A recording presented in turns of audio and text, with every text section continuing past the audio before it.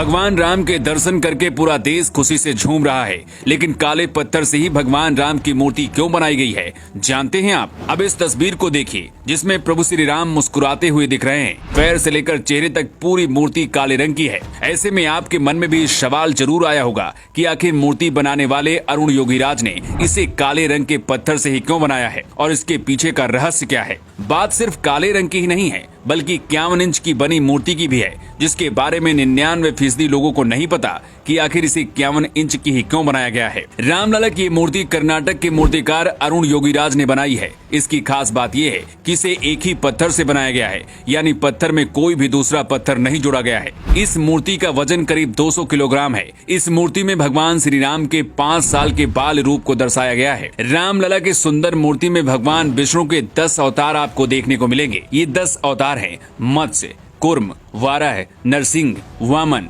परशुराम, राम, कृष्ण, बुद्ध और कल्कि हैं। मूर्ति को अगर आप ध्यान से देखोगे तो इसमें भगवान विष्णु के सभी अवतार आपको नजर आएंगे। ऐसा इसलिए क्योंकि भगवान राम भी विष्णु के अवतार हैं। रामलला की इस मूर्ति में एक तरफ हनुमान और दूसरी तरफ गरुड़ नजर आ रहे हैं। ये मूर्ति की भव्यता में 4 चांद लगा रहे हैं। रामलला की इस मूर्ति में मुकुट के साइड पर सूर्य भगवान, शंख, स्वास्तिक चक्र और गदा नजर आ रहा है। लेकिन रामलला की मूर्ति काले पत्थर से ही क्यों बनाई गई है, इसकी वजह भी जान लीजिए। दरअसल जिस पत्थर से रामलला की मूर्ति बनाई गई है, ये कोई मामूली पत्थर नहीं है, बल्कि शालिग्राम पत्थर है। ये पत्थर भगवान राम की ससुराल नेपाल की गंडक नदी में पाया जाता है। शालिग्राम पत्थर को बहुत ही पवित्र माना जाता है और हिंदू धर्म के लोग अपने घरों में इस पत्थर की पूजा भी करते हैं। माना जाता है कि शालिग्राम पत्थर में भगवान विष्णु होते हैं और भगवान राम विष्णु के ही अवतार हैं। इसलिए इसी शालिग्राम से रामलला की मूर्ति बनाई गई है। जिस शालिग्राम पत्थर से रामलला की मूर्ति बनाई गई है, ये जल रोधी होता है, मतलब इसमें पानी का कोई असर नहीं होता, बल्कि इसकी चमक पानी से और ज्यादा बढ़ती जाती है। अगर राम मंदिर में चंदन रोली लगाई जाएगी तो इसमें रामलला की मूर्ति की चमक पर कोई असर नहीं होगा। रामलला की 51 इंच लंबी मूर्ति दक्षिण भारतीय शैली को दर्शाती है। मूर्ति की लंबाई 51 इंच इस बात को ध्यान में रखते हुए की गई है ताकि रामलला के 5 साल बालक के स्वरूप के दूर से आसानी से दर्शन मिल सके।